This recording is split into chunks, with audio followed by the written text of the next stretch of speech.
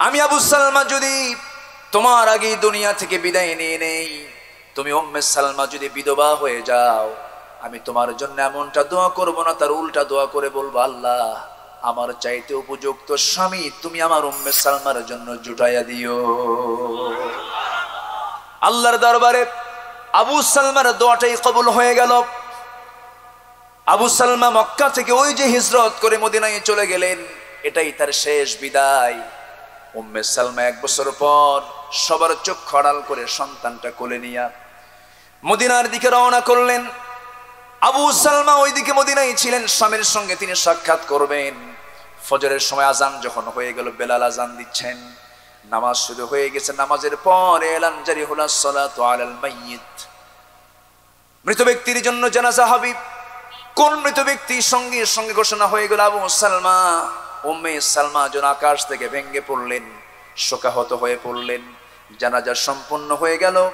জানাজা সম্পূর্ণ হয়ে যাওয়ার পর আমার নবীজির কানে সংবাদ গেল, ইয়া রাসূলুল্লাহ, আবু সালমাকে আমরা কবরস্থ করলাম, তার স্ত্রী উম্মে সালমা মদিনায় হাজির হয়ে গেছে। আমার নবীজি সঙ্গে সঙ্গে বলছেন, তোমরা আমাকে উম্মে সালমার সামনে হাজির করে ফেলো, তার এতিম সন্তানের সামনে তোমরা আমাকে হাজির করো। তাদের সামনে চলে গেলেন, বললেন, উম্মে সালমা চিন্তা করো না, তোমার এতিম সন্তানটার সকল দায়িত্বভার আমি বিশ্বনবী গ্রহণ করলাম। আর তোমার বিয়ের ব্যাপারে তুমি কোনো চিন্তা করো না, আমার অনেক সুন্দর সুন্দর সাহাবী আছে, অনেক গুণাবলী সম্পন্ন সাহাবী আছে, বিয়ের ব্যবস্থা হয়ে যাবে। উম্মে সালমার এমন কথায় আমার নবীজি যখন এমন কথা যখন বলে ফেরেন, উম্মে সালমা তার জবাবে বলছেন, ইয়া রাসূলুল্লাহি, এই জাগতিক জীবনে আমার জানা মতে আমার স্বামীর চাইতে উত্তম কোন পুরুষ এই দুনিয়াটার দ্বিতীয়টা নাই। আমার জীবনে আর বিয়ের কোনো প্রয়োজন নাই। নবীজি মাথা নিচু করে ফেললেন, কিন্তু আবু সালমার দোয়া তো কবুল হয়ে গেছে।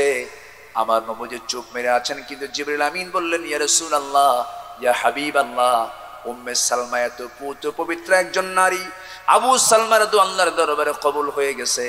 উম্মে সালমার জন্য একমাত্র পৃথিবীতে একজন পুরুষ একজনই হতে পারে, তিনি হচ্ছেন সেই লোকটা অন্য কেউ নন, আপনি হচ্ছেন মুহাম্মদ সাল্লাল্লাহু আলাইহি ওয়াসাল্লাম। আপনি তাকে বিয়ে করে নেন। আমার ভাইয়েরা, এই যে সাহাবীরা ত্যাগ স্বীকার, বলি আলহামদুলিল্লাহ। প্রযুক্তির কিছু কল্যাণও আছে না নাই? আছে। প্রযুক্তির কল্যাণে এবং কোরআন সবার হাতে হাতে পৌঁছে গেছে খুব ইজিলি। পৃথিবীর সকল ভাষায় কোরআন অনুদিত। মানুষ এটাকে পড়ে, এটাকে গবেষণা করে, এটাকে রিসার্চ করে। কোরআন শব্দটা ফুলানুন এর ওজনে এসেছে।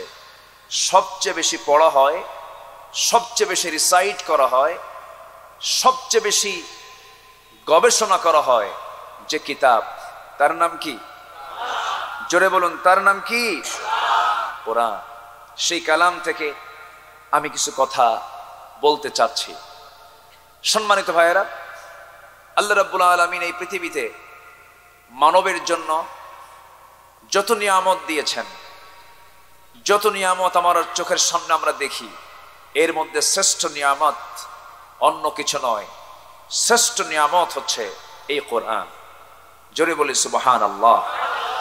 সকল নবীর মুআজিজা তাদের মৃত্যুর মধ্য দিয়ে শেষ হয়ে গেছে, আর দেখা সম্ভব নয়। মুসার হাতে কি ছিল? লাঠি। সে লাঠিওয়ালা আছে? সে লাঠির কাজও নেই। ঈসা আলাইহিস সালাম কবরবাসীর সামনে দাঁড়িয়ে বলতেন, কুম বিইযনিল্লাহ, দাঁড়িয়ে যাও। কবরবাসী দাঁড়িয়ে যেত। সে আল্লাহর পয়গম্বর কি আছেন? নাই।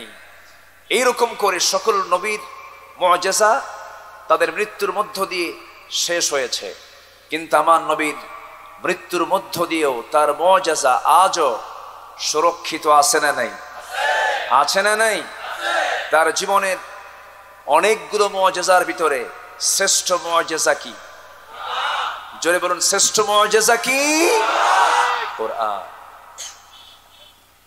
আল্লাহ রাব্বুল আলামিন কোরআনে কারীমের ভিতরে একটি সূরায় আল্লাহ রাব্বুল আলামিন বহু নিয়ামতের কথা বান্দাকে জানিয়ে দেবার জন্য বারবার প্রশ্ন করেছেন। সেই সূরাটার নাম বললে সবাই বুঝবেন আমার আল্লাহ তাআলার গুণবাচক নাম দিয়ে এই সূরার নামকরণ করা হয়েছে। আল্লাহ রাব্বুল আলামিন বলেন, الرحمن علم القرآن خلق الإنسان علمه البيان الشمس والقمر بحسبان والنجم والشجر يسجدان জোরে বলুন আল্লাহু আকবার। রহমান কে? আস্তে বলুন রহমান কে? রহমান শব্দটা রেহেম শব্দ থেকে উদ্গত। রেহেম মানে হলো জরায়ু, যে জরায়ুর ভিতরে সন্তান 9টি মাস 10টি মাস থেকে যায়, সেই সুরক্ষিত জায়গায় থাকা, সেই ঔরসী 9টি মাস থাকা সন্তান মার পেট থেকে পৃথিবীর জমিনে চলে আসে। সেই সন্তানকে তার মা যতটুকু না ভালোবাসেন তার চাইতে লক্ষ লক্ষ কোটি কোটি গুণ আল্লাহ তার বান্দাকে ভালোবাসেন। এই জন্য তার নাম হতেছে রহমান। সেই রহমান দয়া করে যত নিয়ামত দিয়েছেন, এর মধ্যে শ্রেষ্ঠ নিয়ামত হলো কোরআনটা শিখিয়েছেন কে? আসতে বলবেন না কে? এই পৃথিবীতে আল্লাহ রাব্বুল আলামিন রাসূলকে যে ওহীটা দিয়েছেন, যে কোরআনটা দিয়েছেন, প্রথম যে ওহী নাজিল হলো, প্রথম যে হুকুমটা আসলো, প্রথম হুকুম কিন্তু অন্য কিছু নয়, সেটা হলো ইকরা বিসমি রাব্বিকাল্লাযী খালাক খালাকাল ইনসানা মিন আলাক ইকরা ওয়া রাব্বুকাল আকরামুল্লাযী আল্লামা বিল কলম আল্লামাল ইনসানা মা লাম ইয়ালাম। জোরে বলুন আল্লাহু আকবার। পড়ো, শিখো। কার নামে পড়ো? আসতে বলবেন না, কার নামে পড়ো? আল্লাহর নামে পড়ো। যেটা তুমি আল্লাহর নামে পড়তে পারবে সেটাই শিক্ষা। যেটা আল্লাহর নামে পড়তে পারবে না ওটা কোনো শিক্ষা হতে পারে না। মেডিকেল সায়েন্স এটা শিক্ষা, এটা ইসলাম। ইঞ্জিনিয়ারিং টেকনোলজি এটাও শিক্ষা, এটাও ইসলাম। কিন্তু থিয়েটার, ফিল্ম ইন্ডাস্ট্রিজ যেগুলো আছে, এগুলো যদি ইসলাম মাফিক চালানো হয় ঠিক আছে, কিন্তু কিছু কিছু শিক্ষা এরকম জাতীয় কিছু শিক্ষা আছে, থিয়েটার, নাটক, এই সমস্ত বিষয়ের উপরেও কিন্তু অনেক কোর্স, অনেক শিক্ষা চালু আছে না নাই? মিউজিকের উপরে পড়াশোনা আছে না নাই? আছে। কিছু শিক্ষা আছে বান্দার কল্যাণে, যেটাই বান্দার কল্যাণ সেটাই হলো ইসলাম। সেটা কি? ইসলাম। আর যে শিক্ষার মধ্যে বান্দার কোনো কল্যাণ নাই ওটা শিক্ষা নয়, ওটা হচ্ছে নোংরামি। ওটা কি? নোংরামি। সম্মানিত ভাইয়েরা, আমার দেশে এমন কিছু শিক্ষক আছেন যারা আল্লাহকে মানেন না, আছে আছে না নাই? কিন্তু তাদের পরিচয় হলো তারা শিক্ষক। তারা কি? শিক্ষক। যে শিক্ষক আল্লাহকে না মেনে শিক্ষা দেয় ওর মধ্যে কি কোনো সুশিক্ষা থাকতে পারে? আসতে বলবেন, সুশিক্ষা থাকতে পারে? পারে না। সম্প্রতি ঢাকা ইউনিভার্সিটিতে ভর্তি পরীক্ষায় কিছুদিন আগে দুটা গ্রুপে, দুটা বিভাগে মাদ্রাসার ছাত্র ফার্স্ট হয়েছে। আলহামদুলিল্লাহ। পরীক্ষা যে ভালো করবে সে ভালো রেজাল্ট করবে, সে কলেজ থেকে আসুক, মাদ্রাসা থেকে আসুক, যেখান থেকে আসুক না কেন আমরা অভিনন্দন জানাবো। তা না করে সেই ইউনিভার্সিটির একজন শিক্ষক, আমিও ঢাবির ছাত্র ছিলাম, ভাঙ্গাচুরা পড়াশোনা করেছি কিছু। আমি ঢাকা বিশ্ববিদ্যালয় থেকে আমি ডিগ্রি নিয়েছি, পড়াশোনা করেছি, নিজের চোখে অনেক কিছু দেখেছি, ক্যাম্পাসে গিয়েছি, অনেক চিত্র আমার চোখে এখনো পড়ে। সম্মানিত ভাইয়েরা, শিক্ষক একজন বললেন যে ঢাকা ইউনিভার্সিটি আর ঢাকা ইউনিভার্সিটি নেই, প্রাচ্যের অক্সফোর্ড নামে খ্যাত ঢাকা বিশ্ববিদ্যালয় এখন উচ্চতর মাদ্রাসায় রূপ নিয়েছে। তো উচ্চতর যদি মাদ্রাসা হয় তাহলে তো ভালো, তাহলে সেখানে দ্বীনের একটা পরিবেশ চলে এসেছে, দ্বীনের পরিবেশের একটা উপযোগী পরিবেশ তৈরি হচ্ছে, ভালো কথা। কিন্তু ওনার উদ্দেশ্য এটা নয়, ওনার উদ্দেশ্য হলো ইসলামকে আক্রমণ করা। ওনার উদ্দেশ্য কি আক্রমণ করা? ইসলামকে আক্রমণ করা। আবার বলতেছে মাদ্রাসার ছাত্র অধিকাংশ ইংরেজিতে কাঁচা, ইংরেজিতে খুবই দুর্বল। দুর্বল যদি হয়ে থাকে বেটা ফার্স্ট হলো কেমনে?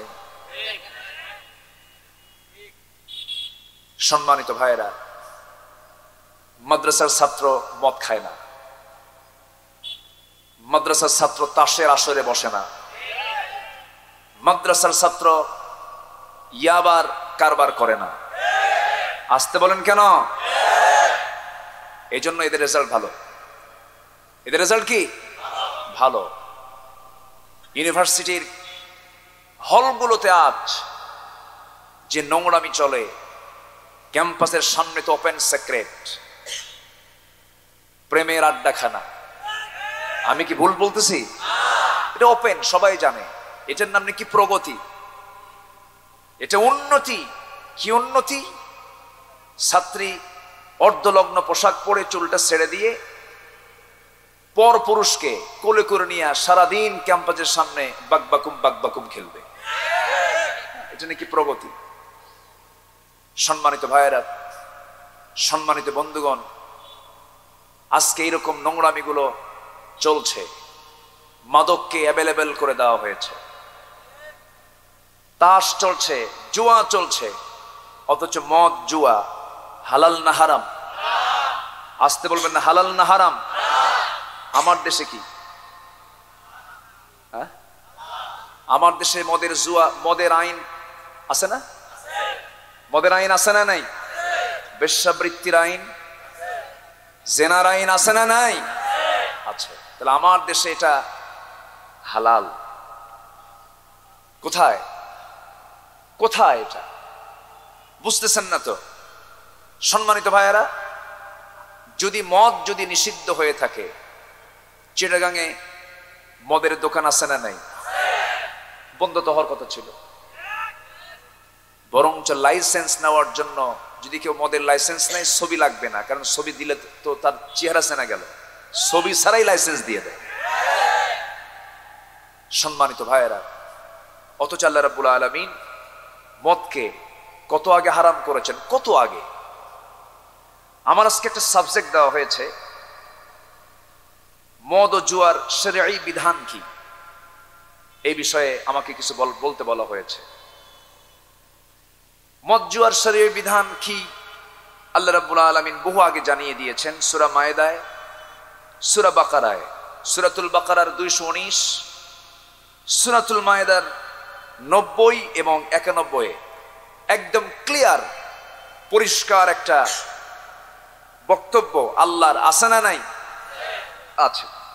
আমি যাচ্ছি একটু পরে সেই দিকে। আল্লাহ রাব্বুল আলামিন মদকে হারাম করেছেন, তবে শরাব কিন্তু জান্নাতে থাকবে। জান্নাতের মধ্যে 4টা নহর থাকবে। কি কয়টা নহর থাকবে বলেন? 4টা নহর। শরাবের নহর, মধুর নহর, দুধের নহর, পানির নহর। কেউ তো সুবহানাল্লাহ বললেন না। মনে হয় কেউ জান্নাত যেতে চান না। সবাই কি জান্নাত পেতে চাই? জি, জান্নাতেও আমরা শরাব পাবো, কিন্তু এরকম পচা মদ না। আঙ্গুর পচায়া গলায়া সেই মদ খাইয়া শীত হয়ে পড়ে থাকে 3 দিন, যৌবনী শক্তি নাই, চোখ লাল টকটকা হয়ে যায়, লিভার পচে যায়, হার্ট নষ্ট হয়ে যায়। এমন শরাব আল্লাহ পাক জান্নাতে দিবেন না। জান্নাতে এমন শরাব আল্লাহ পাক আমাকে আপনাকে দিবেন, যা পান করলে জীবনের শক্তি আরো বাড়বে, যৌবন ডাবল ডাবল হয়ে যাবে। একটু আসতে বলি সুবহানাল্লাহ। আমার ভাইয়েরা, আল্লাহ রাব্বুল আলামিন একটু ধারণা দিয়ে দিই মদের ব্যাপারে। আল্লাহ রাব্বুল আলামিন স্বচ্ছ স্পষ্ট কথা বলে দিয়েছেন মদ এবং জুয়াগুলো কি। আল্লাহ রাব্বুল আলামিন বলেন, ইয়া আইয়ুহাল্লাযীনা আমানু ইন্নামাল খামরু ওয়াল মাইসিরু ওয়াল আনসাব ওয়াল আজলামু রিজসুম মিন আমালিশ শাইতান ফাজতানিবুহু লিহুন। জোরে বলুন আল্লাহু আকবার। মদ, জুয়া, এই সমস্ত বিষয়গুলো সম্পূর্ণ শয়তানের কাজ। এগুলো থেকে তোমরা নিজেকে গুটিয়ে রাখো, আশা করা যায় তোমরা সফল হয়ে যাবে। এই মদের অপকারিতা কত মারাত্মক হতে পারে। আজকে সমাজে খুনের পিছনে কিন্তু শুধু খুন করে না, খুনের সঙ্গে আরো কিছু জড়িত আছে। যেখানে নেশা আছে সেখানেই নারী আছে, যেখানে নেশা আছে সেখানেই জেনা আছে, আর যেখানে জেনা আছে সেখানেই খুন আছে। সমাজকে ধ্বংস করার একটা অন্যতম মাধ্যম হলো এই মদ।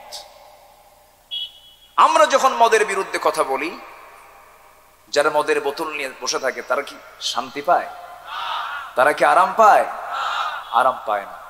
ওই সমস্ত লোকগুলো তখন আলেমদের বিরুদ্ধে এক চাটিয়া কথা বলে।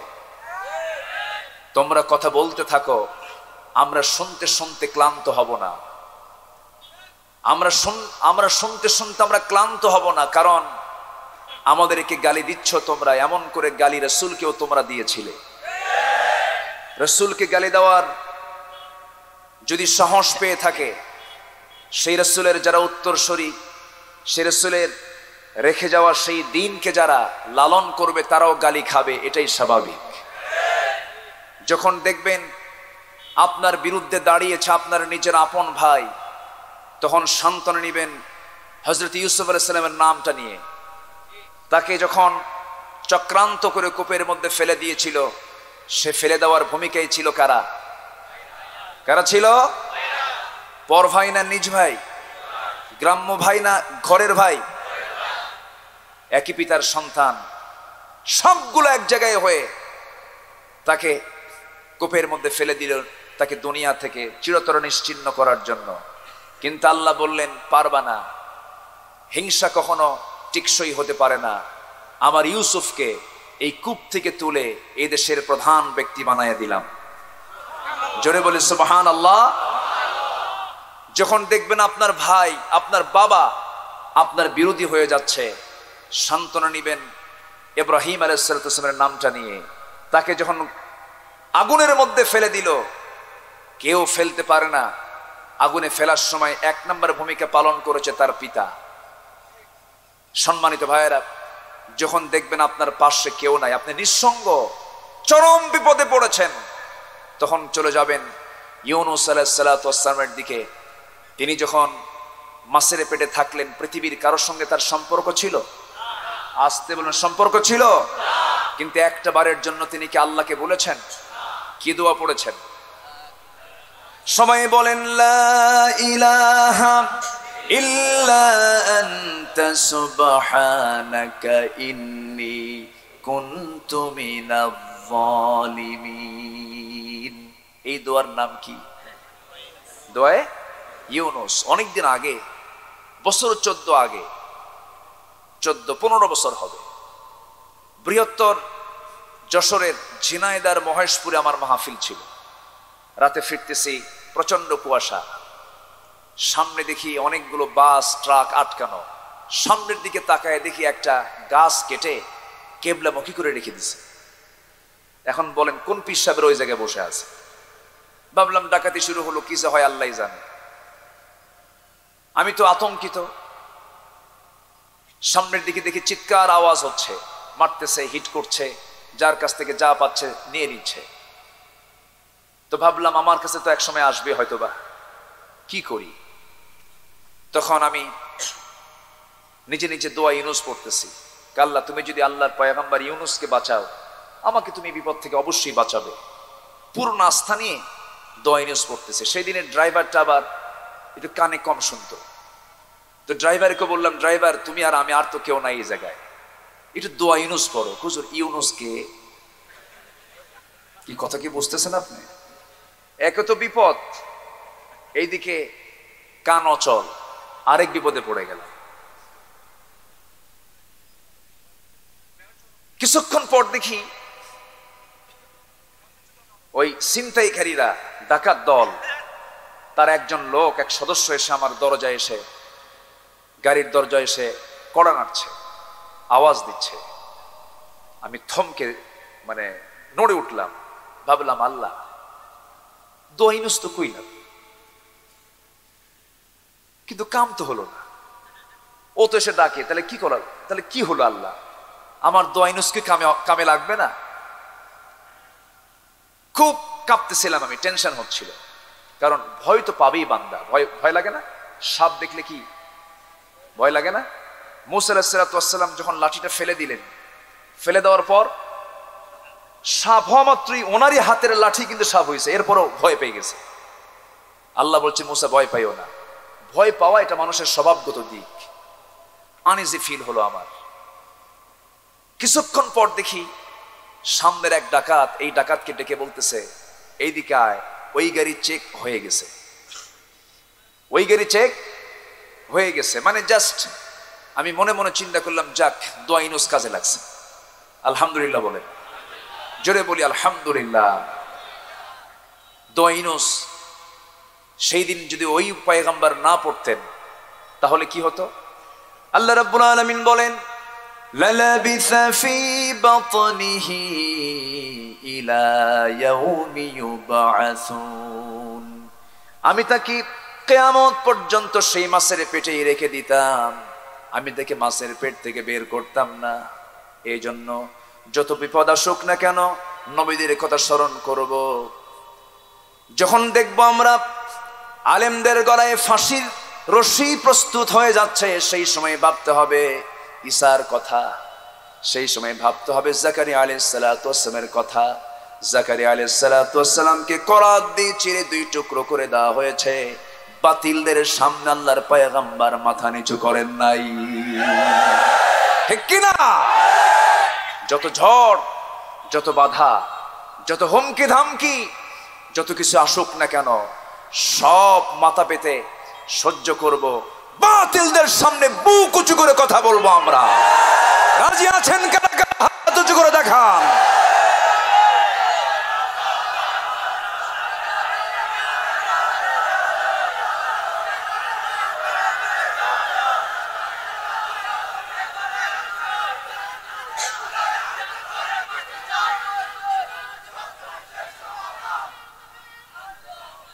আল্লাহ তুমি সবার হাতকে কবুল করো, জোরে বলি আমিন, আরো জোরে আমিন।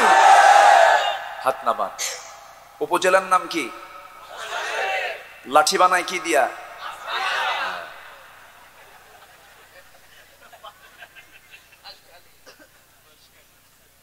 অদরিবু কি ফাওকাল আনাক, আছে না একটা আয়াত, আছে না আয়াতের অংশ? আবার অদরিবুহুম কুল্লা বানান, গিরা গিরা সাইজ করো। কি লাগে? কি লাগে? কি লাগে?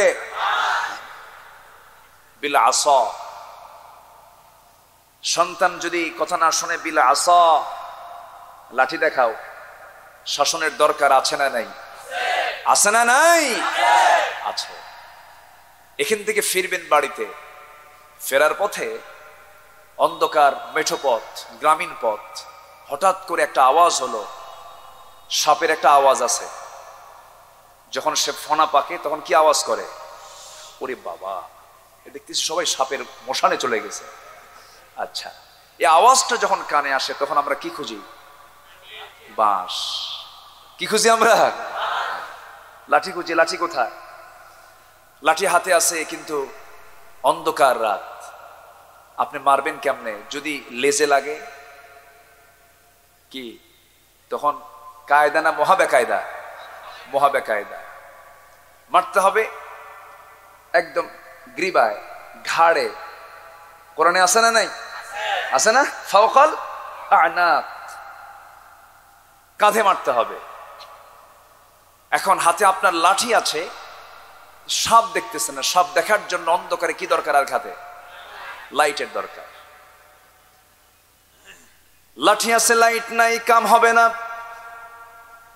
আবার শুধু লাইট আছে লাঠি নাই তাও কাজ হবে না, আর হাতে লাইটও আছে লাঠিও আছে, সামনে সাপরূপী পাপও আছে, সেই পাপকে দমন করার জন্য, সেই সাপকে মারার জন্য লাইট আগে মারবেন, এরপর তার ঘাড় যেতে মেরে দিবেন। ঠিক তেমনি সমাজে সাপরূপী কিছু পাপ আছে, এর মধ্যে মদ একটা, জুয়া একটা, জুয়ার আসর, তাসের আসর, সুদের কারবার, ঘুষের কারবার, জেনার কারবার, এই সমস্ত সাপরূপী পাপগুলোকে দমন করার জন্য শুধু আলো দিয়া, কোরআন দিয়ে শুধু ওয়াজ করলেই হবে না, এগুলোকে দমন করার জন্য লাঠিরও দরকার। সেই লাঠির নাম হলো রাষ্ট্রীয় শক্তি। কথা বোঝা যায়?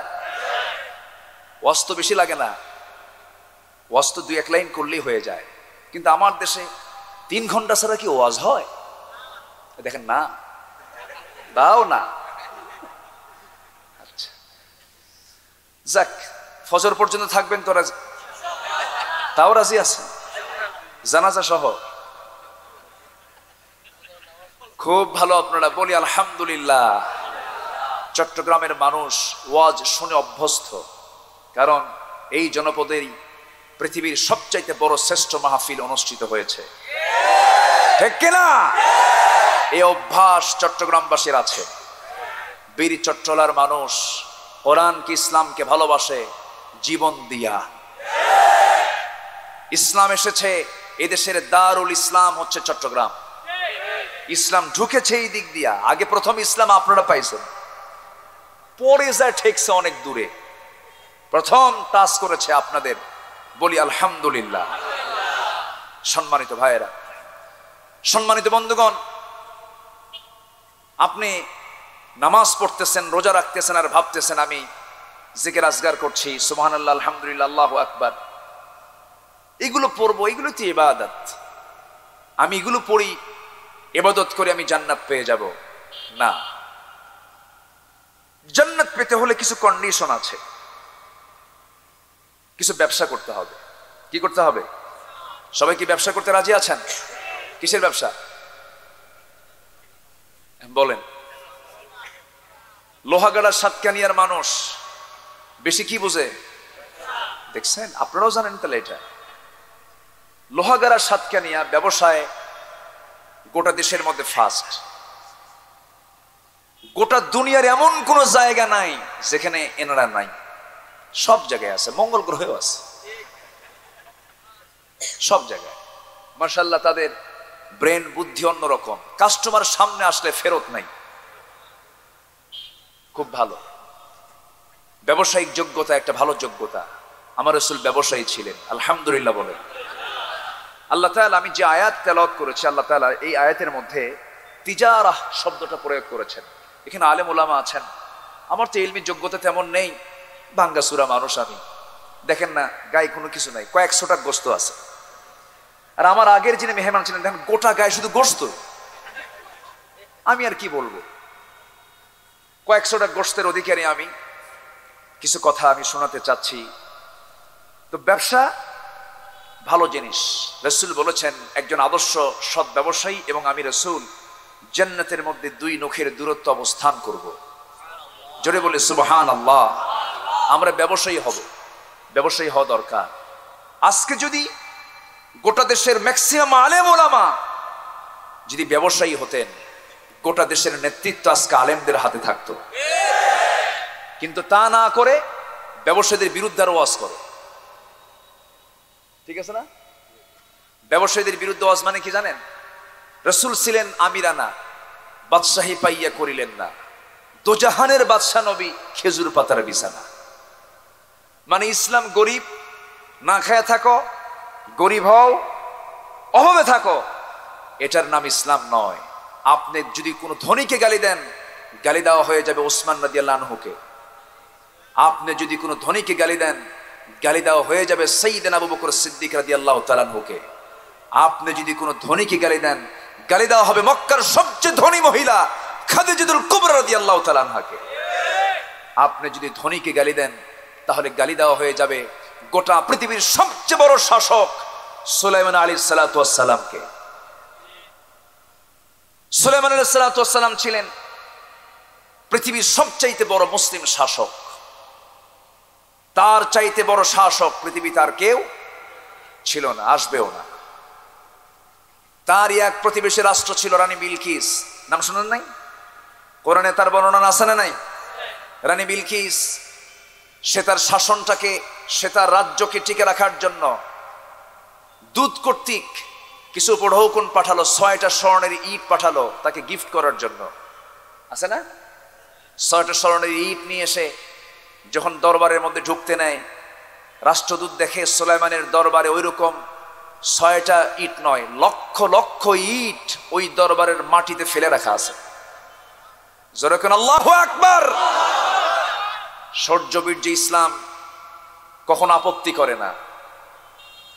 আজকে আলেমরা যদি, ব্যবসায়িক সোসাইটি আলেমরা যদি গঠন করত, আজকে গোটা পৃথিবীর, গোটা দেশের অর্থনীতির চালিকা শক্তি যদি আলেমরা নিয়ন্ত্রণ করত, কোন মদারু, গাজারু, মোসারু আলেমদের সামনে দাঁড়ানোর সাহস পেত না।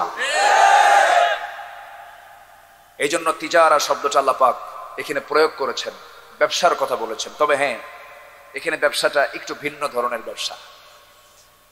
আমার কথা শুনতে কি কষ্ট হচ্ছে আপনাদের?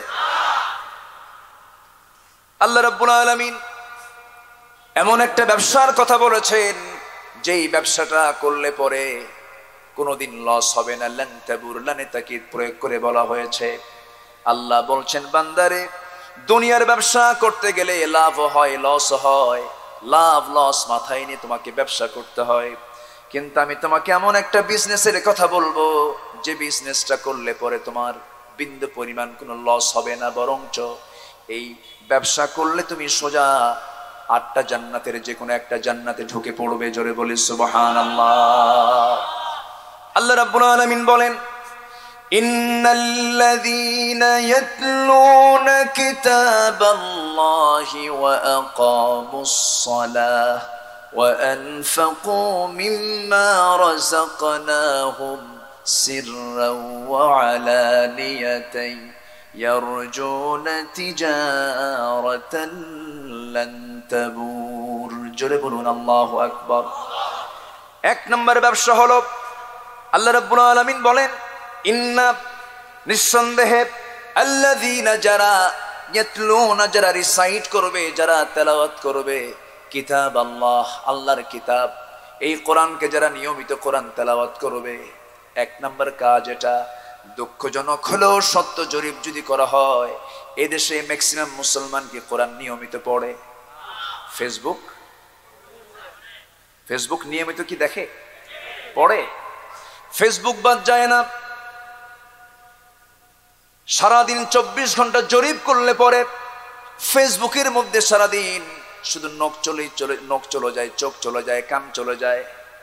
ফেসবুক নিয়মিত দেখতে বন্ধ হয় না, নিয়মিত দেখে, মিস হয় না।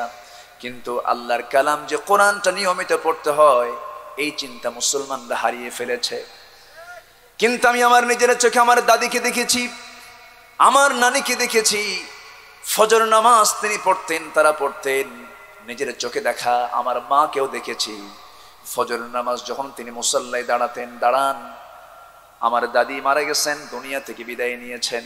নানিকে দেখেছি, নানিও দুনিয়া থেকে বিদায় নিয়েছেন। এইরকম ওই সময়ের, ওই যুগের যে সমস্ত দাদি নারীরা পৃথিবীতে যতদিন বেঁচে ছিলেন, ফজর নামাজ পড়তেন। ফজর নামাজ পর বাধ্যতামূলক সামনে কোরআন রিহাল সহ থাকতো, তার আধা ঘন্টা কোরআন তেলাওয়াত করতেন। ভুল কি বলতেছি আমি? ভুল বলতেছি? গ্রামের ভিতরে ঢুকলে পরে ফজরের পরে গুনগুন গুনগুন গুনগুন আওয়াজ কানের ভিতরে চলে আসতো, কোরআন তেলাওয়াতের সুরটা চলে আসতো। আজকে ফজর তো দূরে থাক, 10টার আগে ভাবি জানের ঘুম ভাঙ্গে না। ভাবিদের ঘুম ভাঙ্গে 10টার দিকে, আর শুয়ে পড়ে রাত 3টার দিকে। সিরিয়াল দেখে, ইন্ডিয়ান সিরিয়াল আছে না নাই? আচ্ছা, এগুলো বন্ধ হয় না, ওয়াজ মাহফিল বন্ধ। হ্যাঁ, সম্মানিত ভাইয়েরা, কোন এক বুদ্ধিজীবী কয়েকদিন আগে বলছে যে বুদ্ধিজীবী 16 GB, 32 GB, 64 GB, 128 GB, 256 GB, আর বুদ্ধিজীবী বোঝেন নাই? সেই বুদ্ধিজীবীর বক্তব্য হলো যাত্রা, পালাযাত্রা, লোকসঙ্গীত, এই সমস্ত দেশের আবহমান কাল ধরে চলে আসা এই সমস্ত সংস্কৃতি আজ হারিয়ে যাবার পথে। এই হারিয়ে যাবার পথে প্রধান অন্তরায় হলো ওয়াজ মাহফিল। জোরে কর নাউজুবিল্লাহ। আচ্ছা, যাত্রার মঞ্চে আমি যাত্রা কখনো দেখি নাই, আমার নসিবে জোটে নাই দেখা। কি কথা বুঝতেছেন আপনারা? আমি দেখি নাই যাত্রা। যাত্রাতে মঞ্চে ওঠে নাচানাচি করে পুরুষ না মহিলা? আসতে বলবেন না, পুরুষ না মহিলা? মহিলা। আর এগুলো দেখে পুরুষরা হাতে তালি মারে আর মেয়েরা নাচে। ওয়াজ মাহফিলে আসলে কি গুনাহ হয়? যাত্রায় গেলে কি হয়? যাত্রা গেলে কি হয়? তাহলে মন্দ তো বন্ধই হওয়া দরকার, ভালো তো চালুই হওয়া দরকার। যারা মন্দকে চালু করতে চায় এরা হচ্ছে টাটকা মুনাফিক। এরা মুনাফিক। কার ভাষায়? আসতে বলবেন না, কার ভাষায়? আল্লাহ কি বলে দেখেন। আল্লাহ রাব্বুল আলামিন বলেন মুনাফিকরা কি করে? ইয়া'মুরুনা বিল মুনকারি ওয়া ইয়ানহাউনা আনিল মা'রুফ। এরা কি করে? খারাপ কাজগুলোকে চালু করে দেয়, ভালো কাজগুলোকে টেকনিক কৌশল করে বন্ধ করে দেয়। কার কথা? আসতে বলবেন না, কার কথা? আল্লাহর কথা।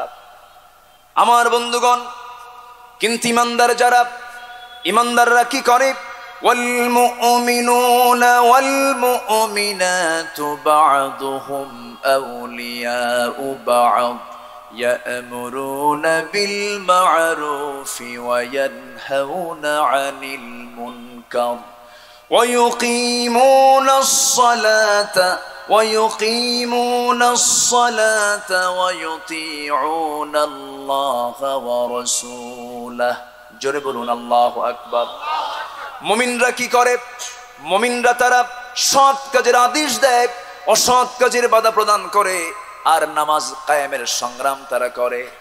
আর জীবনের সকল জায়গায় আনুগত্যের জন্য দুজনকে সিলেকশন দিয়ে দেয়। একজনকে, আসতে বলেন একজনকে। নাম্বার 2 হতেছে মুহাম্মদ সাল্লাল্লাহু আলাইহি ওয়াসাল্লাম। এটাই হলো মুমিনদের কাজ। মুনাফিকদের কাজ ভালোকে বন্ধ করে দাও, আর ইমানদারদের কাজ হলো ভালোকে চালু করো। তাআওয়ানু আলাল বিররি ওয়াত তাকওয়া ওয়ালা তাআওয়ানু আলাল ইসমি ওয়াল উদওয়ান। জোরে বলুন আল্লাহু আকবার। সম্মানিত ভাইয়েরা, যারা মদ্যপান করে, মদ্যপান করলে পরে হোশ না বেহুশ? বলেন, হোশ না বেহুশ? বেহুশ লোক যা ইচ্ছা তাই করতে পারে। এই জন্য মদকে আল্লাহ পাক অনেক আগে হারাম করে দিয়েছেন।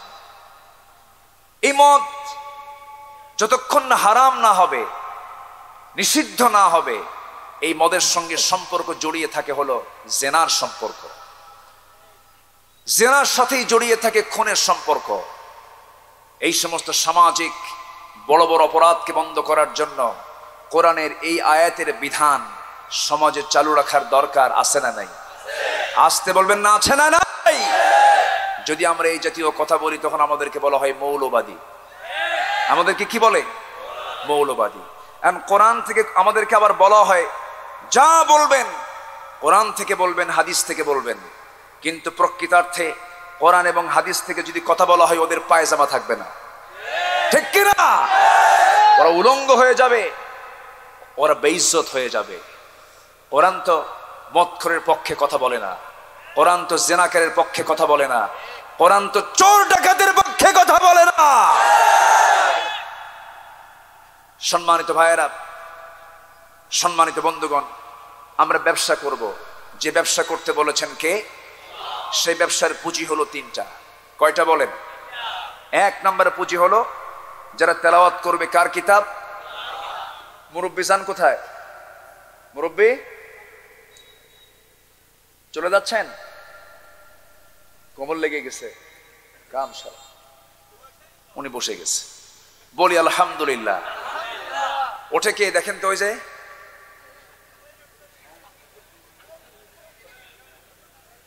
বসেন। কষ্ট দিচ্ছি? বাচ্চা ওষুধ খেতে চায় না, শিশু বাচ্চারা ওষুধ খেতে চায়? ওষুধ তো তিতা, খেতে চায় না। আগে মা কয় বাবা খাও, বাবা খা, বলে না, এরকম বলে না?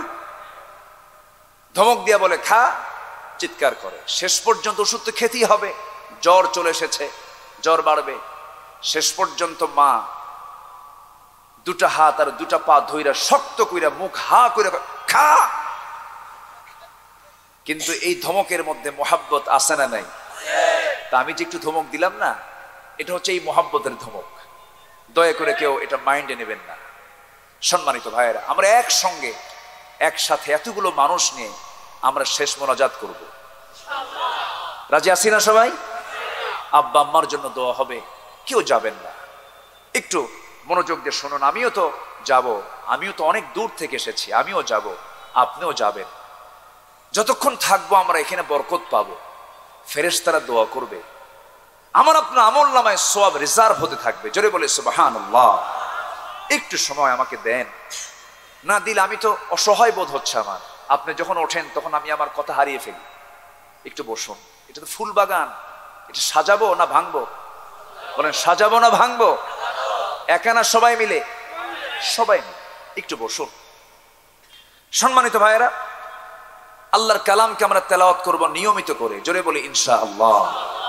একজন তাবির কথা মনে হলো আমার।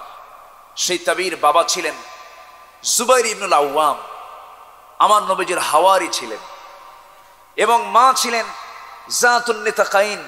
হিজরতের রাতে যে মহিলা 3টা দিন ওই গুহায় আমার নবীর জন্য খাবার পৌঁছে দিয়ে আসতেন, আসমা বিনতে আবু বকর, তিনি হচ্ছেন তার মা। যেমন বাবা তেমন মা। এই দুজনের সন্তান হচ্ছেন উরওয়া ইবনে জুবাইর রাহমাতুল্লাহ আলাইহি, যিনি 71 বছর বেঁচে ছিলেন। কত বছর? 71 বছরে প্রাপ্তবয়স্ক সময় থেকে নিয়ে মৃত্যুর দিন পর্যন্ত প্রত্যেক দিন দিনের বেলা কোরআন তেলাওয়াত করতেন 7.5 পারা। রাতের বেলা জায় নামাজে দাঁড়িয়ে কিয়ামুল লাইল পড়তেন 7.5 পারা। কত পারা হলো? খতম কয় দিনে? বলেন খতম কয় দিনে?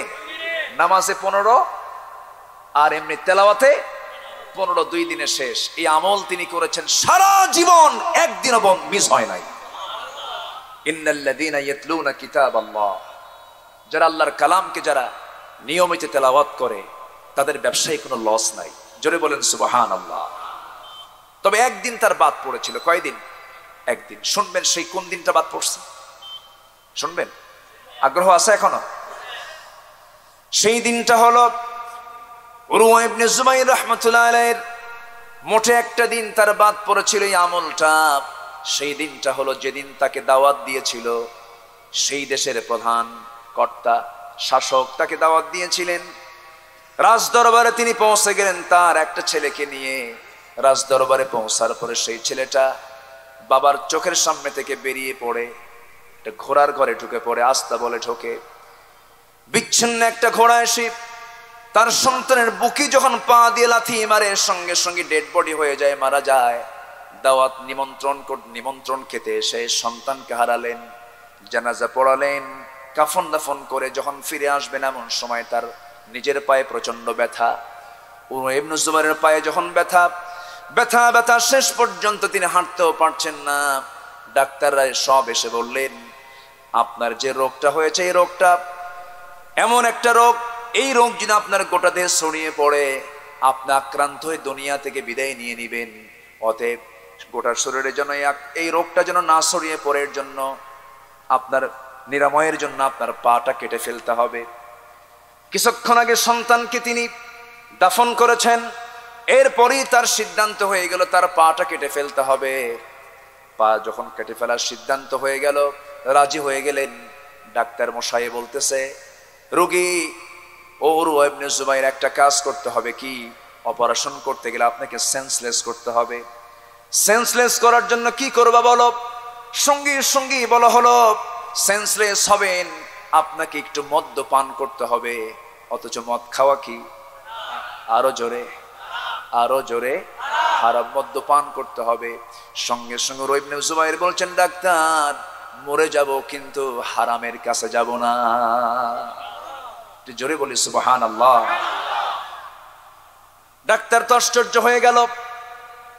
ডাক্তার বলতেছি অবস্থায় অপারেশন চলবে না, তাকে অপারেশন করাই যাবে না। পা যখন অপারেশন করবে সেই সময় তুমি কোনো চিন্তা করো না, আমার ব্যাপারে অত্যন্ত নিশ্চিত থাকো তুমি, কারণ আমার একটা আমল আছে। আমার সামনে শুধু কোরআনটা হাতে দিয়ে দিবা, আমি সুন্দর করে কোরআন তেলাওয়াত করব, তোমরা আমার পাটা কেটে ফেলবে, আল্লাহ আশা করা যায় তোমরা আমার দ্বারা আক্রান্ত হবে না, আমি চিৎকার করব না। যখন অপারেশন শুরু হয়ে গেল, চিৎকার মেরে মেরে উমর ইবনে জুবাইর কোরআন তেলাওয়াত করছিলেন। তার মুখে কোরআন তেলাওয়াত ছাড়া অন্য কোনো আওয়াজ ছিল না। নিশ্চিন্ত অপারেশন হয়ে গেল। অপারেশন যখন হয়ে গেল, অপারেশন সম্পূর্ণ হবার পর এবার রক্তকে বন্ধ করার জন্য সেই সময়ের চিকিৎসা মতে গরম তেল যখন তার পায়ে লাগানো হলো, সঙ্গে সঙ্গে তিনি সেন্সলেস হয়ে পড়লেন। ওই যে সেন্সলেস হয়ে দীর্ঘ সময় তিনি পাড়ে দিলেন, ওই কারণে তার গোটা জীবনে মাত্র একটা দিন তার কোরআন তেলাওয়াতটা বাদ ছিল। জোরে বলি আল্লাহু আকবার। আমরা সময় কত নষ্ট করি। ফেসবুক, ভাইবার, হোয়াটসঅ্যাপ, আর কি আছে, ইমো, ইনস্টাগ্রাম, আর কি গ্রাম, 14 গ্রাম, 14 গ্রাম আছে না কুমিল্লা? আবার ওইদিকে 20 গ্রামও আছে। কিন্তু 20 গ্রাম একটা জেলা আছে না, ওটা 20 গ্রাম। এদিকে কুমিল্লা কত গ্রাম, আর এদিকে মোবাইলে কি গ্রাম, ইনস্টাগ্রাম। শেষ করে দিল আজকে যুব সমাজকে এই মিডিয়াগুলো, ঠিক কিনা? বিবাহ পূর্ব কোন মেয়ের হাতে এই বড় সেট, বিবাহ পূর্ব কোন মেয়ের হাতে অ্যান্ড্রয়েড সেট, কোন সিম তুলে দেওয়া মানে হচ্ছে তার পাশে একটা যুবক ছেলে বসায় রাখা। আমি এর চাইতে ভালো হয়ে আর বুঝতে পারবো না। বিবাহ পূর্ব কোন মেয়ের হাতে, কোন ছেলের হাতে মোবাইল তুলে দেওয়া, অ্যান্ড্রয়েড সেট তুলে দেওয়া মানে তার পাশে একটা যুবতী নারীকে বসায় দেওয়া। সাবধান। শিশুর হাতে যদি আপনি চাকু দিয়ে বলেন, বাবা ফলটা কাটো তো, ও কি ফল কাটবে না হাত কাটবে? হাত কাটবে। এই জন্য প্রযুক্তির কল্যাণের দিক আছে, কিন্তু এর ক্ষতির দিকটাও আছে না নাই? আসতে বলবেন না, আছে না নাই? আছে। আজকে পরকীয়া কমছে না বাড়ছে? তার সবচাইতে বড় একটা নিয়ামক শক্তি, একটা বরকতি শক্তি এটা। পরকীয়ার জন্য সবচাইতে একটা বড় মাধ্যম কি এখন বলেন? মোবাইল। স্বামী বিদেশ, স্বামী কি বিদেশ, ওয়াসওয়াসা পেয়েছে, মোবাইল তো আছেই মাশাআল্লাহ। কিছু কিছু যুবক আছে বিয়ে করতে চায় না। আমার আগে মেহমান আব্দুর রহিম আল মাদানী হাফিজাহুল্লাহ অনেক গুরুত্বপূর্ণ কথা বলেছেন, আমি ওইদিকে যাব না, বসে বসে আমি আলোচনাগুলো শুনেছি। আজকের যুবকরা বিয়ে করতে চায় না। বিয়ে করবে কেন? বিয়ে করলে তো দুনিয়ার টেনশন, বউ পালো, ওর কাপড় চোপড় কিনে দাও, দরকার কি? অন্যের বউ যদি এমনি পাই, হিসাবটা কত সস্তা দেখছেন? নাউজুবিল্লাহ বলবেন না? জোরে বলি নাউজুবিল্লাহ। আজকে পরকীয়ার জেরে পড়ে, পরকীয়া করতে গিয়ে বাবা তার ছেলেকে খুন করতেছে, পরকীয়া করতে গিয়ে মা তার ঔরসজাত সন্তানকে খুন করতেছে। রিপোর্ট আছে না নাই? এই জাতীয় রিপোর্ট আছে না নাই? গতকাল আমার মাহফিল ছিল কিশোরগঞ্জ, ময়মনসিংহ। ওই জায়গায় ঘটনা ঘটেছে। ওসি মহোদয় আমাকে বললেন এই কথা, হুজুর আপনি এই সমস্ত বিষয় নিয়ে একটু কথা বলবেন। আমি বললাম কথা বলে লাভ নাই তো, শাসন দরকার, আইন দরকার, ঠিক কিনা? আইন দরকার। এখন আইনের দিকে আসতেছে আস্তে আস্তে। কোরআন তো আগে তেলাওয়াত করতে হবে, এরপরে আরো কিছু কাজ আছে না নাই? আছে। কষ্ট পাচ্ছেন আপনারা? সবাই তো আমরা মরেই যাব একদিন। আল্লাহর সঙ্গে একটু ব্যবসাটা করে যাই আমরা। 3টা কাজ শিখে যাব আজকে। একটা শিখলাম, সবাইকে আমরা কোরআন পড়বো, জোরে বলি নিয়মিত না অনিয়মিত, বুঝে না না বুঝে, জেনে না না জেনে, অনেকে কিন্তু কোরআন শরীফ পড়ে ঠিক মতোই। আমাদের নেতা 5 ওয়াক্ত নামাজ পড়ে, আছে না নাই? তাহাজ্জুদ পড়ে, আছে না নাই? আচ্ছা, 5 ওয়াক্ত নামাজ, তাহাজ্জুদ, কোরআন তেলাওয়াত ঠিক আছে করেন, আপত্তি নেই, অবশ্যই নেক আমল, ভালো কাজ।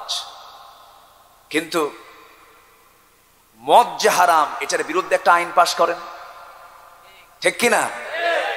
এই হুকুমটা কার? আসতে বলবেন, এই হুকুমটা কার? আল্লাহ।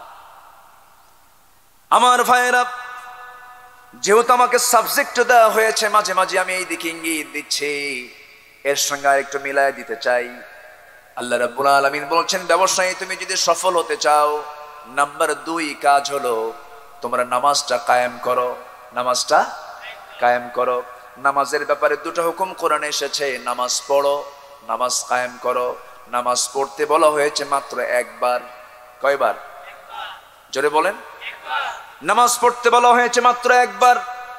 খুব পরিচিত আয়াত, আমার সঙ্গে সবাই ঠোঁট মিলিয়ে মিলিয়ে বলুন, ইন্না আ'তাইনাকাল কাউসার ফাসাল্লি লিরাব্বিকা ওয়ানহার ইন্না শানিআকা হুয়াল আবতার। হে রাসূল, আমি আপনাকে হাউজি কাউসার দান করেছি, অতএব আপনি নামাজ পড়ুন, আপনি কোরবানি করুন। আপনাকে যারা বলে নির্বংশ লেজ কাটা, তারাই হতেছে প্রকৃত লেজ কাটা।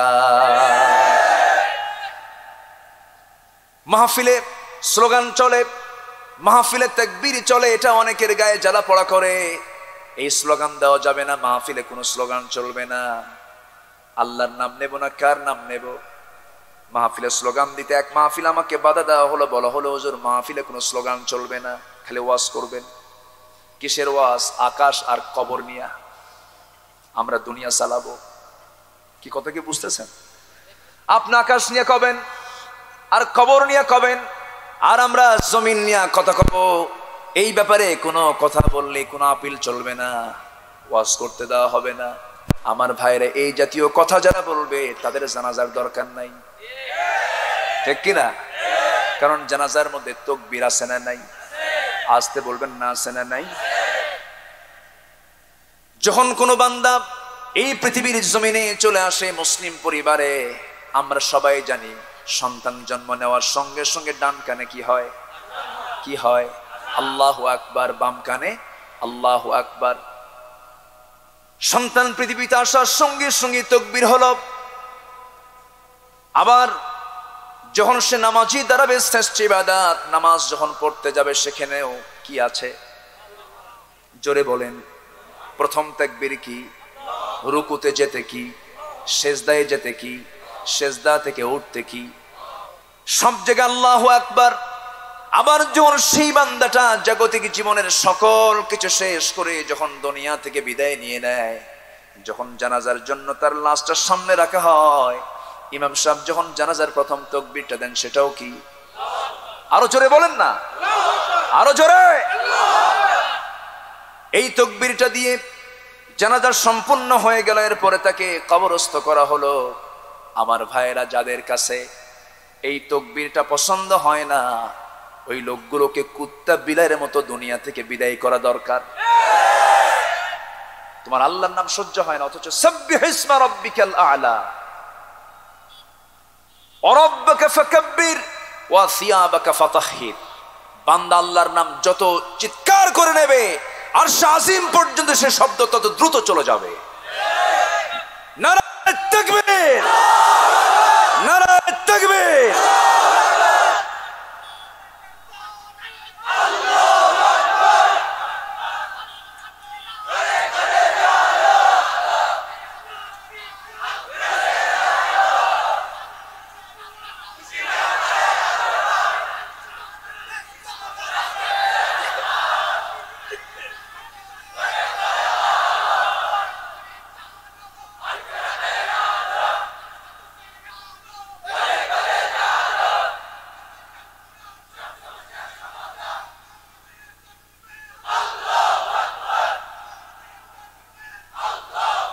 যে থামুন, এখন মনে হলো এখানে কিছু ওমরে ফারুক আছে, সের মালিকও আমি আল্লাহ। পালাবি কোথায়? ধর, খাইছি তোরে। ঠিক কিনা? কি কথা কি বোঝা যায়? কথা কি বোঝা যায়? ধরবেন কে? সবচেয়ে শক্ত ধরেন কে? আল্লাহ। ছাড় দেন কিন্তু ছেড়ে দেন না। সম্মানিত ভাইয়েরা, আমরা কোরআনটাকে নিয়মিত তেলাওয়াত করব। নাম্বার 2 হলো আমরা নামাজ কায়েমের সংগ্রাম করব। শুধু নামাজ পড়লে, নামাজ পড়ে আপনি জান্নাত পাওয়ার আকাঙ্ক্ষা যদি করেন, নামাজ কায়েমে যদি বিশ্বাসী কেউ না হয়, ও জান্নাত পাবে না। ও জান্নাত পাবে না। আমার দেশে 2 শ্রেণীর মুসলমান। এক শ্রেণী নামাজ আদায়ে বিশ্বাসী, আরেক শ্রেণী হলো নামাজ আদায় এবং কায়েমে বিশ্বাসী।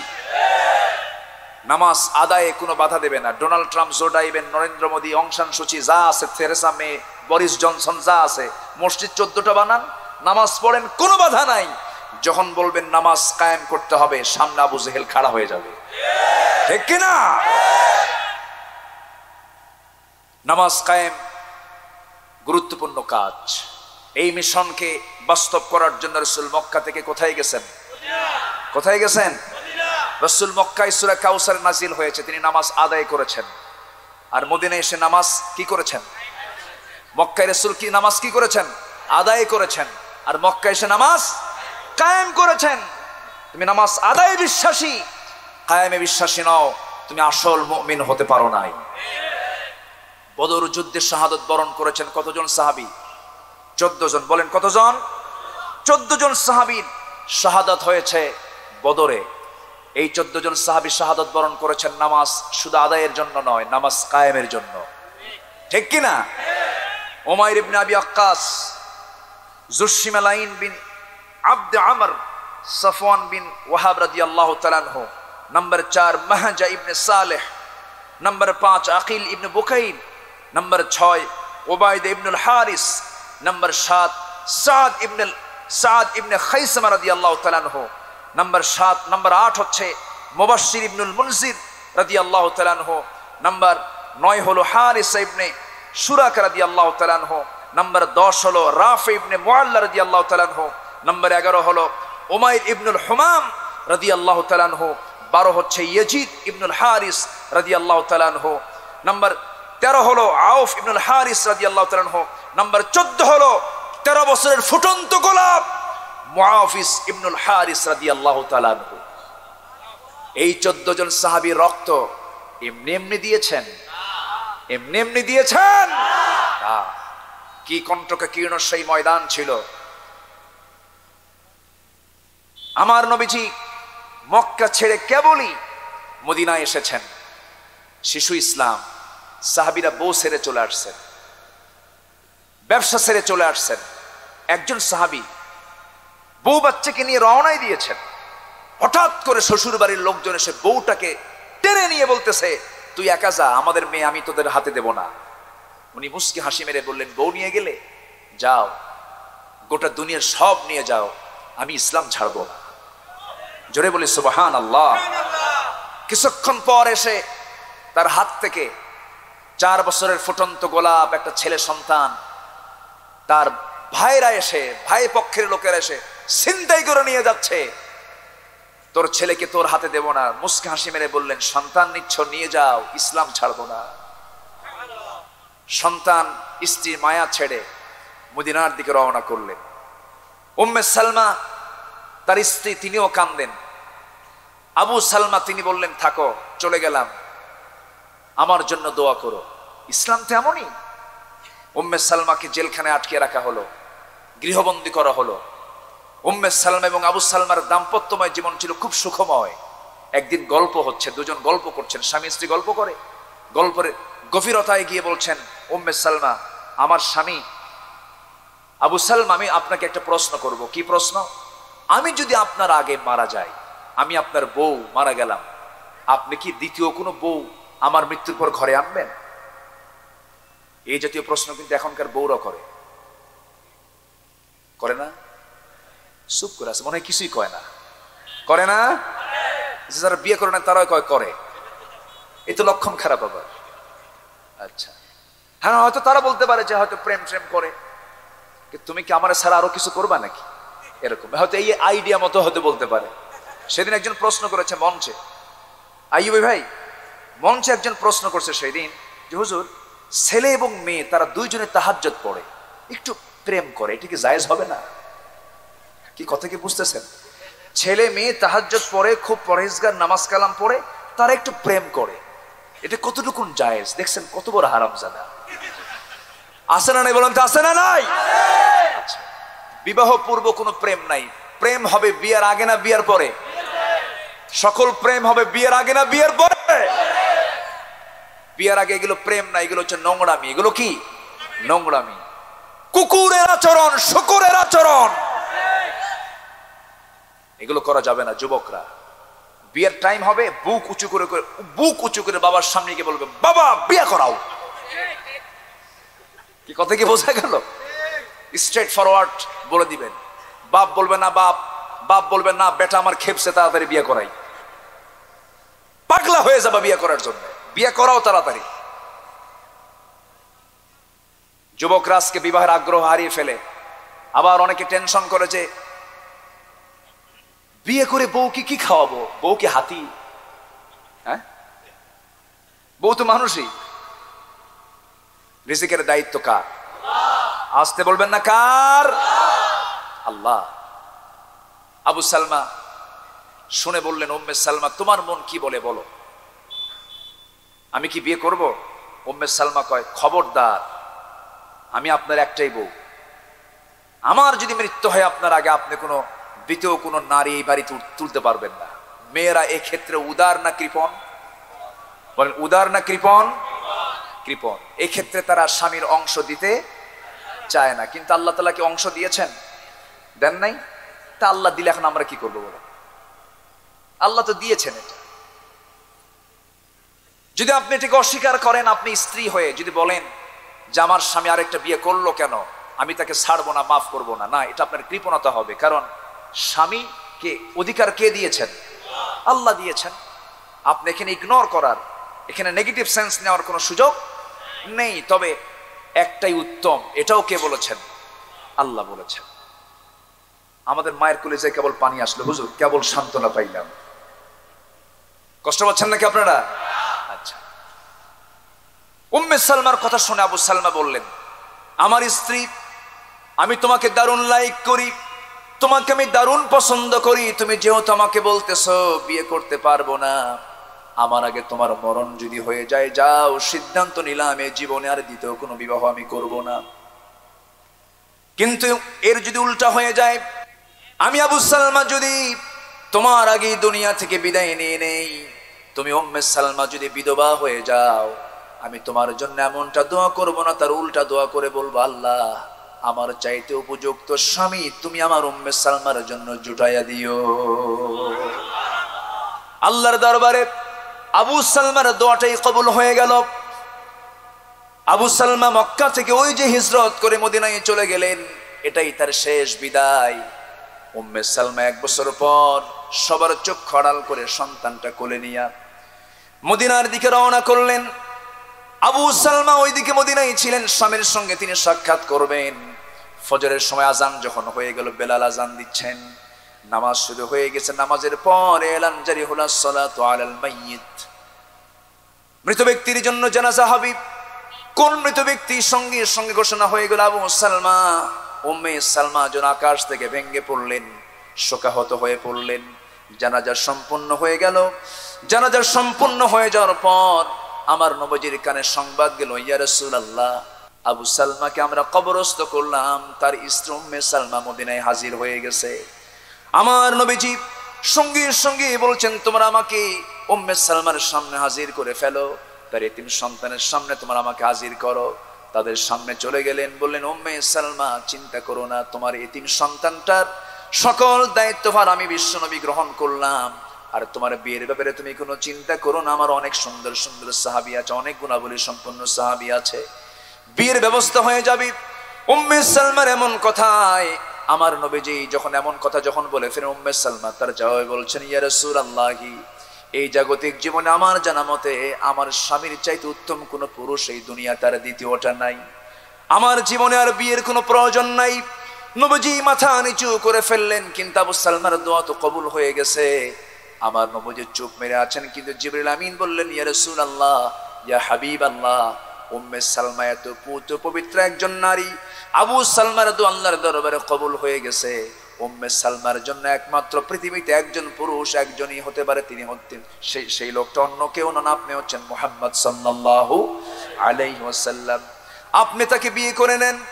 আমার ভাইয়েরা, এই যে সাহাবীরা ত্যাগ স্বীকার করেছেন, সব কিছু ছেড়ে ইসলামের জন্য হিজরত করেছেন, হিজরতের এই মুহাজির সাহাবীরা কেউ ছেলেকে ছেড়ে চলে এসেছেন, কেউ সম্পদ ছেড়ে চলে এসেছেন। এক বছরে যেতে না যেতেই এই বদর যুদ্ধে শাহাদাত বরণ করেছে কয়জন?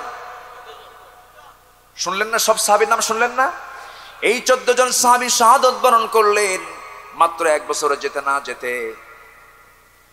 যেই দিন যুদ্ধের ডাক চলে এলো, যেদিন আমার নবীজি মদিনার মসজিদ থেকে বের হলেন, সেই দিনটা ছিল রমজানের দিন। রমজান মাস, প্রথমবার সেইবার রোজা ফরজ হয়েছে। প্রথম বছরে 16টা রোজা সাহাবীরা রেখেছেন। রাখার পর নামাজ কায়েমের জন্য, আকামুস সালাহ, নামাজকে কায়েমের জন্য, দিনকে কায়েমের জন্য তারা বদর নামক প্রান্তর পর্যন্ত চলে গেলেন। কেন? আবু জেহেল, উতবা, শাইবা, মুগীরা, ওয়ালিদ সবাই মিলে তারা 1000 সৈন্য সংগ্রহ করে লোহিত সাগরের পাশ দিয়ে ঘেঁষে ঘেঁষে তারা রওনা করেছে বদর নামক প্রান্তর পর্যন্ত। যখন চলে গেছে নবীর কানে সংবাদ চলে এলো, ইয়া রাসূলুল্লাহি, আপনাকে আক্রমণ করার জন্য আবু জেহেল তার নেতৃত্বে 1000 সৈন্য নিয়ে রওনা দিয়েছে। তারা এখন বদর প্রান্তরে আছে। রাসূল সঙ্গে সঙ্গে বলেন, সাহাবীরা রে, প্রস্তুতি নিয়ে নাও, প্রস্তুতি নিয়ে নাও। কারা কারা আছো যুদ্ধে যাবার প্রস্তুতি নেবে, সবাই নিয়ে নাও। সাহাবীদের হাতে ঘোড়া থাকা তো দূরের কথা, তরবারি থাকা তো দূরের কথা। তরবারি নাই, কি দিয়ে যুদ্ধ করবেন? কিছু কিছু সাহাবী খেজুর গাছের ডাল কেটে ডালটা তারা তরবারি বানায় নিয়েছে। পেটে ক্ষুধা, 16টা রোজা রেখেছেন প্রচন্ড গরমের ভিতরে। আমার নবীজি বললেন, সাহাবীরা, যুদ্ধ করতে শক্তির প্রয়োজন, বাহুবল প্রয়োজন, রোজাটা ভেঙে ফেলে দাও। রোজা রাখা কি? আসতে কোন কেন? রমজান মাসের দিনের বেলা যদি কেউ সুস্থ অবস্থায় মুকিম হালতে যদি পানি খায়, তার আমল নামে সওয়াব না গুনাহ? ছোট গুনাহ না শক্ত গুনাহ? মারাত্মক শক্ত গুনাহ। রোজার মতো একটা ফরজ ইবাদত দিনের বেলা রাসূল বললেন, তোমরা রোজাটা ভেঙে ফেলে দাও।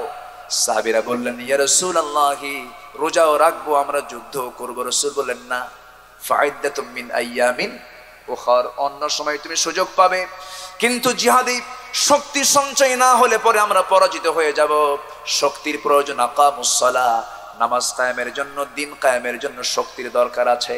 রোজাটা ভেঙে ফেলে দাও। সাহাবীরা রোজা ভাঙতে যখন আপত্তি করছেন, একটু তারা এদিক সেদিক বলতেছেন, আমার নবীজি করলেন কি, গ্লাসটা হাতের মধ্যে নিলেন। গ্লাসটা হাতের মধ্যে নিয়ে সাহাবায়ে কেরামকে সাক্ষী রেখে তিনি দিনের বেলা পানি পান করে নিলেন। রাসূল যখন পানি পান করবেন, সাহাবীরা কি আর পারেন নাকি? সব সাহাবীরা রোজা ভেঙে ফেলে দিলেন। এর মধ্যে একজন ছোট্ট সাহাবী তার ভাইকে সাথে করে নিয়া, মুআফিজ রাদিয়াল্লাহু তাআলা আনহু, ছোট্ট বাচ্চা, তারা ছোট ভাইকে সাথে করে নিয়ে এসেছে। নবীর সামনে এসে দাঁড়ায় বলছে, ইয়া রাসূলুল্লাহি, শুনলাম যুদ্ধের নাকি ডাক এসেছে, সৈন্য নাকি খুব কম, তারা 1000, আমাদের নাকি সৈন্য খুব কমে গেছে, একটু অনুমতি দিলে পরে আমরা দুজন সংখ্যা বাড়ায় দেব, আমরা যুদ্ধে যাব। নবীজি মুস্কি মুস্কি হাসি মেরে বলে, আরে গায়ে শক্তি নাই, কিন্তু ইমানের শক্তিটা আছে। জোরে কোন সুবহানাল্লাহ। গায়ের বল নাই, কিন্তু ইমানের বলটা আছে। রাসূল বললেন, তোমরা কোথায় থাকো, কোথায় তোমাদের বাড়ি? হুজুর, ওই যে বাড়ি আমাদের, আমরা ওই পরিবারের সদস্য, যদি পারমিশন দিতেন আমরা যুদ্ধে যেতাম। রাসূল বলেন, না, পারবো না। বড়জন বলে, হুজুর, ও আমার চাইতে একটু দুর্বল আছে, আপনি অন্তত আপনি আমাকে পারমিশন দেন। ছোটজন বলতেছে, ইয়া রাসূলুল্লাহি, ও যদিও লম্বায় আমার চাইতে বড়, কিন্তু শক্তিটা আমার চেয়ে দুর্বল, কারণ আপনি আমার সঙ্গে ওর মারামারি লাগায়া দেন, দেখেন কি করি। একটু আসতে বলে সুবহানাল্লাহ। আমার নবীজি, তাদের আগ্রহ দেখি নবীজির চোখে পানি চলে এসেছে। আমার নবীজি বললেন, ঠিক আছে, দুজন কুস্তি শুরু করে দাও। দুজন কুস্তি শুরু করে দিয়েছে। বড়জন ছোটজনকে নিচে ফেলে দিয়েছে। ছোটজন বড় ভাইয়ের মাথাটা টান মেরে কানের মধ্যে সে তার মুখটা ঢুকায় দিয়েছে। ঢুকায় বলে, ভাই রে, একসঙ্গে খাই, একসঙ্গে ঘুমাই, একসঙ্গে খেলি, আজকে তুই আমারে তুই একসঙ্গে তুই যুদ্ধে না যে তুই একা একা যুদ্ধে যাবি, আমারে যাবে যেতে দিবি না, আমাকে তুই যেতে দিবি না। অবশ্যই যেতে দেবো রে ভাই, কি করবো বল, তুই তোর গায়ের শক্তি একটু কমায় দে, তোর বুকের উপর একটা বার বসে একটা বার রাসূলকে বুঝায় দে এই শক্তির দিক থেকে আমিও কোনো অংশ কম নই।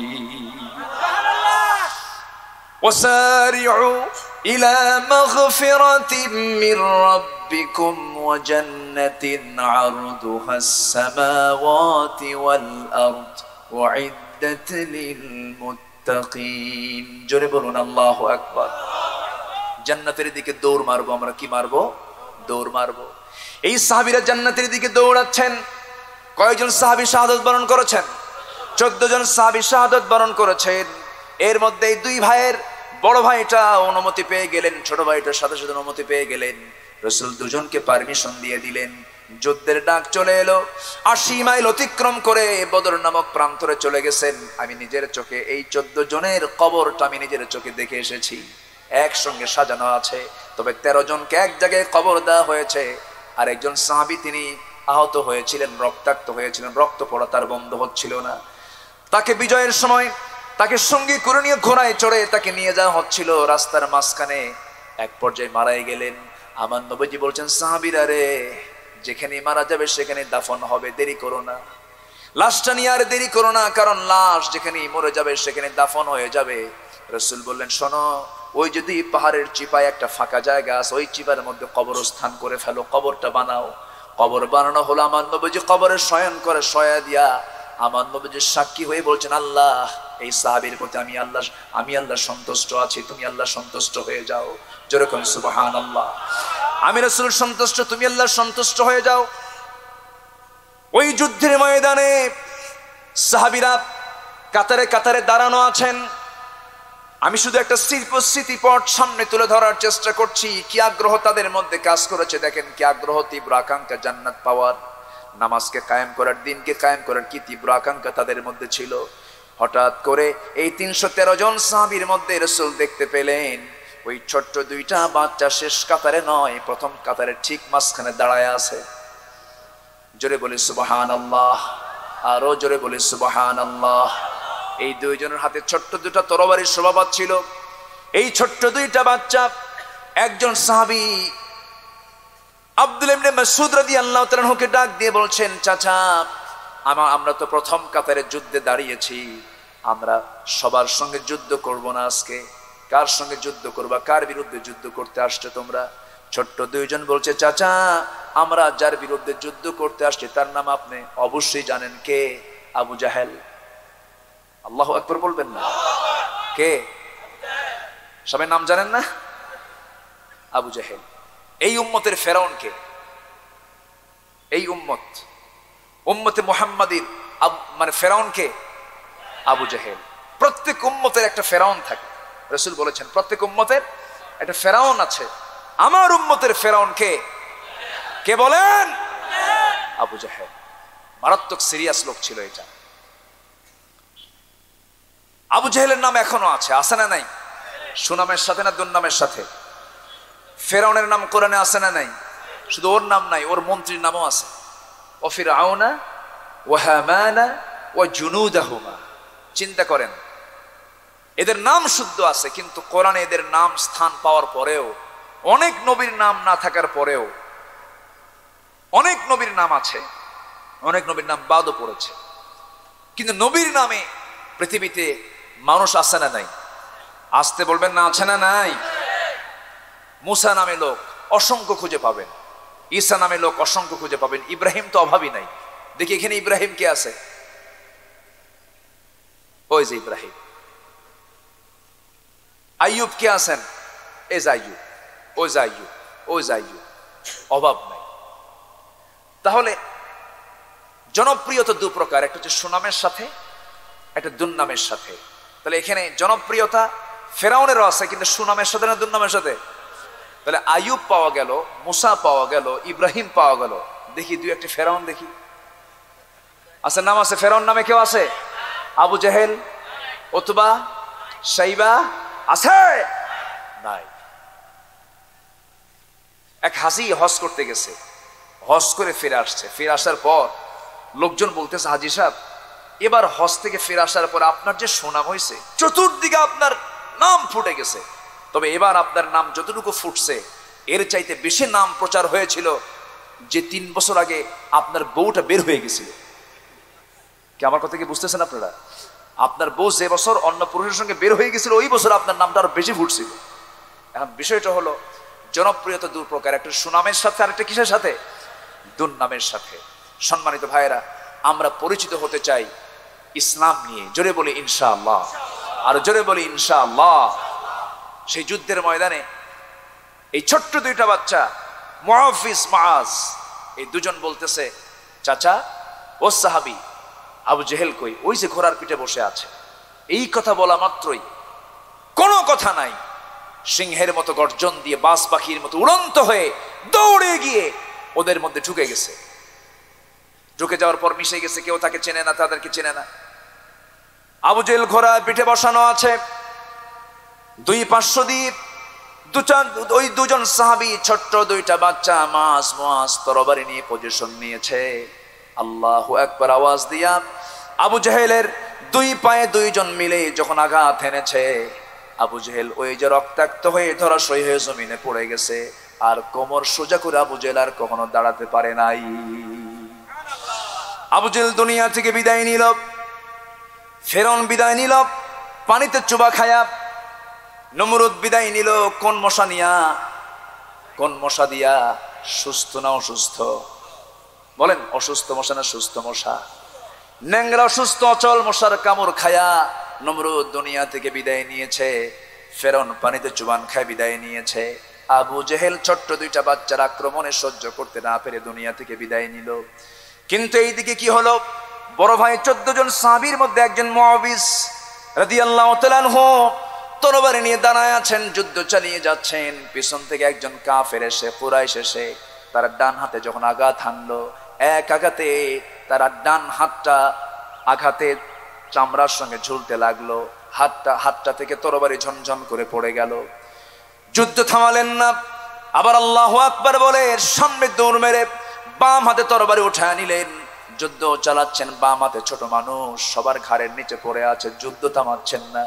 এমন সময় ডান হাতের ঝুলন্ত হাতটা চামড়ার সঙ্গে ঝুলে থাকে, হাতটা এসে বাম হাতে বাড়ি খায়, যুদ্ধ চালাতে কষ্ট হয় মনে করে ডান হাতের ঝুলন্ত হাতটা বাম পায়ের তলে রেখে এমন জোরে টান মারলেন, হাত ছিটকে পড়ে গেল। বাম হাতে যুদ্ধ থামালেন না, যুদ্ধ করতে করতে দেখা গেল আর একজন কাফের এসে পিছন দিক থেকে আরেকটা আঘাত এনেছে বাম হাতে, বাম হাতটা ছিটকে পড়ে গেল। সামনে দাঁড়ায় আছেন, তরবারি ঝনঝন করে পড়ে গেছে, এতিমের মতো সামনে অসহায়ের মতো দাঁড়ায় আছেন। একজন কাফের এসে তরবারির একটা আঘাত গর্দান বরাবর মেরে দিল, মস্তকটা ছিটকে পড়ে গেল। মুআফিজ রাদিয়াল্লাহু তাআলা আনহু ছোট্ট শিশু বাচ্চা দুনিয়া থেকে বিদায় হয়ে গোটা দুনিয়ার মুসলমানদেরকে জানান দিলেন, ও দুনিয়ার মুসলমান, আল্লাহর জমিনে দিন কায়েমের জন্য, নামাজ কায়েমের জন্য এমন করে হাসতে হাসতে আল্লাহর পথে জীবনটা দিয়ে দিতে হয়। জোরে বলে সুবহানাল্লাহ। আমার ভাইয়েরা, আল্লাহ রাব্বুল আলামিন সেই জন্য বলছেন, বান্দারে শোনো, আমি কি তোমাদের কেমন একটা বিজনেসের কথা বলবো। আরেকটা জায়গায় এই তিজারা শব্দটা এসেছে, আল্লাহ রাব্বুল আলামিন বলেন, তো হাল আদুল্লুকুম আলা তিজারাতিন তুনজিকুম মিন আযাবিন আলীম তুমিনুনা বিল্লাহি ওয়া রাসূলিহি ওয়া তুজাহিদুনা ফি সাবিলিল্লাহি বিআমওয়ালিকুম وأنفسكم ذلكم خير لكم إن كنتم تعلمون। জোরে বলুন আল্লাহু আকবার।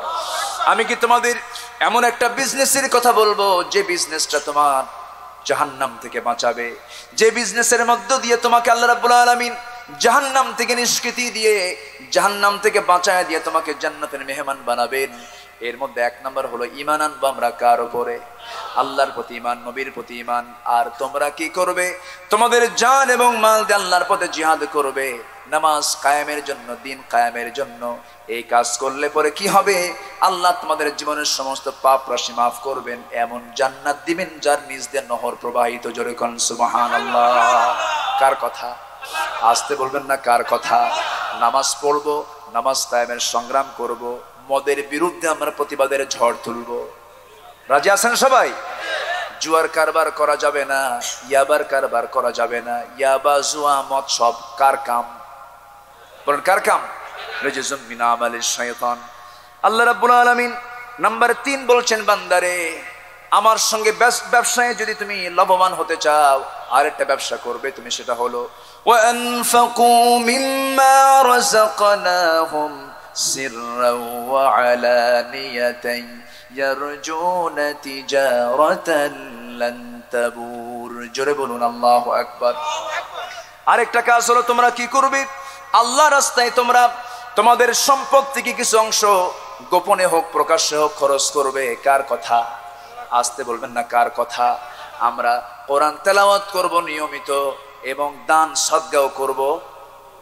দান সদগাও করব নিয়মিত। আল্লাহ তুমি কবুল করো। জোরে বলি আমিন। দান সদগা করলে রিজিক কমে না বাড়ে? রিজিক কমে না বাড়ে? বাড়ে। রিজিক বেড়ে যায়। রিজিক বৃদ্ধির 6টা উপায় আছে। কয়টা উপায়? সবার জীবনে রিজিকের চিন্তা আছে না নাই? রিজিকের চিন্তা একটা থাকে তো, কি করব, কি করে খাবো, কি হবে। রিজিক বৃদ্ধির জন্য 6টা কাজ আমরা করব, রিজিকের ফয়সালা এমনি হয়ে যাবে। জোরে বলি ইনশাআল্লাহ। শিখে যায়, আমলটা শিখে যায়। আমরা শিখবো? কোন আপত্তি আছে? জোরে বলি ইনশাআল্লাহ। আর জোরে বলি ইনশাআল্লাহ। রিজিক বৃদ্ধির জন্য 3টা কাজ, 6টা কাজ। নাম্বার 1 হলো তাকওয়া থাকতে হবে 16 আনা। আল্লাহ রাব্বুল আলামিন বলছেন, মান কানা ইউমিনু বিল্লাহি ওয়াল ইয়াউমিল আখির ওয়া মান ইয়াত্তাকিল্লাহা ইয়াজআল লাহু মাখরাজা। জোরে বলুন আল্লাহু আকবার। যারা তাকওয়া আনবে আল্লাহ তাআলা তার রিজিকের ব্যবস্থা করে দিবেন, সকল পথ খুলে দিবেন। আমরা তাকওয়া আনবো। জোরে বলি ইনশাআল্লাহ। নাম্বার 2 হলো তাওয়াক্কুল। ভরসা করব কার উপরে? আসতে বলবেন না, কার উপরে?